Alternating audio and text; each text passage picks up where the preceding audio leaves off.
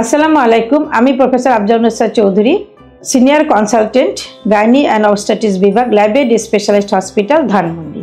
আজ আমি কথা বলবো জরায়ুর মুখের ক্যান্সার নিয়ে। তো আসুন আমরা জেনে নেই কিভাবে এই জরায়ুর মুখের ক্যান্সার হয়, কেন হয় এবং কিভাবে আমরা প্রতিরোধ করতে পারি। জরায়ুর মুখের ক্যান্সার, আর জরায়ুটা খুবই একটা ইম্পর্ট্যান্ট অর্গান আমাদের শরীরে, এবং তার একটা বডি আছে এবং একটা মুখ আছে। জরায়ুর মুখের ক্যান্সারটা হলো একটা ভাইরাস দ্বারা হচ্ছে। সেই ভাইরাসটার নামই হলো হিউম্যান প্যাপিলোমা ভাইরাস।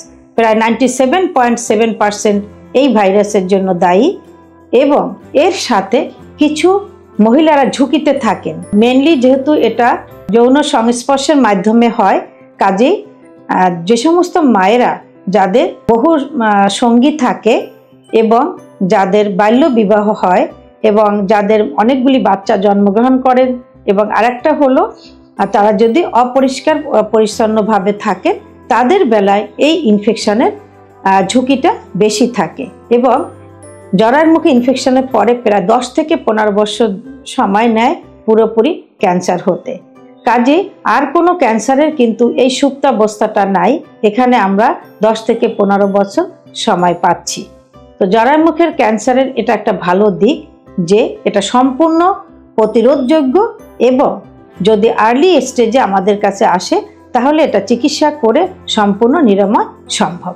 কারণগুলি বলার পরে আমাদেরকে বুঝতে হবে যে লক্ষণটা কি। প্রি ক্যান্সার, জরায়ুর মুখের প্রি ক্যান্সার যে স্টেজটা, যেখান থেকে 10 থেকে 15 বছর সময় নেয় পুরোপুরি ক্যান্সার হতে, প্রি ক্যান্সারের কিন্তু কোনো লক্ষণ থাকে না। পেশেন্ট বুঝতেই পারে না যে তার জরায়ুর মুখে এরকম একটা ভাইরাসের ইনফেকশন হয়ে ক্যান্সারের বাসা বেঁধে চলছে। কিন্তু পুরোপুরি ক্যান্সার যখন হয়ে যায় তখন কিন্তু কিছু লক্ষণ বোঝা যায়। তার মধ্যে ইম্পর্ট্যান্ট লক্ষণই হলো মাসিকের সমস্যা। মাসিকে কি সমস্যা হতে পারে? অনিয়মিত মাসিক হতে পারে, বেশি রক্তস্রাব যেতে পারে, হাজব্যান্ডের সঙ্গে বা সেক্সুয়াল রিলেশনের পরে ব্লিডিং হতে পারে, অথবা মাসিক বন্ধ হয়ে গেছে মহিলার 45 থেকে 50 বছর যে স্বাভাবিকভাবে বন্ধ হয়ে যায়, যেটা আমরা বলি মেনোপজ, তার 2 থেকে 3 বা 5 বছর পরে হঠাৎ করে তার ব্লিডিং শুরু হলো।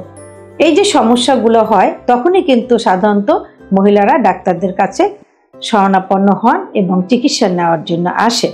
কিন্তু যদি আমরা একটু সচেতন হই তাহলে কিন্তু এই জরায়ুর মুখের ক্যান্সারটা প্রতিরোধ করতে পারি। কিভাবে প্রতিরোধ করব আমরা? প্রতিরোধের একমাত্র উপায় হলো এই যে ভাইরাসটা, এসপিভি ভাইরাসটা যে জরায়ুর মুখের ক্যান্সারের জন্য দায়ী, তার অ্যাগেনস্টে একটা ভ্যাকসিন আছে, সেই ভ্যাকসিনটা নিতে হবে, আর নিয়মিত জরায়ুর মুখের পরীক্ষা। এখন আসুন ভ্যাকসিন সম্বন্ধে একটা লাইন বলি এবং জরায়ুর মুখের পরীক্ষাটা কিভাবে আমরা করব। তাহলে ভ্যাকসিনটা কি? 2 বছর পর্যন্ত সরকারিভাবে বাংলাদেশে গভর্নমেন্ট শুরু করেছে দেওয়া। সমস্ত মেডিকেল কলেজ, উপজেলা হাসপাতাল, ডিস্ট্রিক্ট হসপিটালে দেওয়া হচ্ছে পর্যায়ক্রমে, সমস্ত বাংলাদেশে কাভার করবে। কাদের দেওয়া হচ্ছে? তারা হলো 9 থেকে 14 বছরের মেয়েদেরকে দেওয়া হয়, এবং একটা ডোজে সাফিসিয়েন্ট WHO মতে।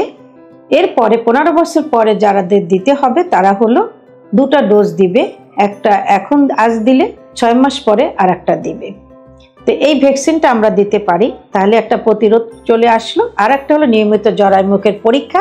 সে নিয়মিত জরায়ুর মুখের পরীক্ষাটার নামই হলো স্ক্রিনিং টেস্ট।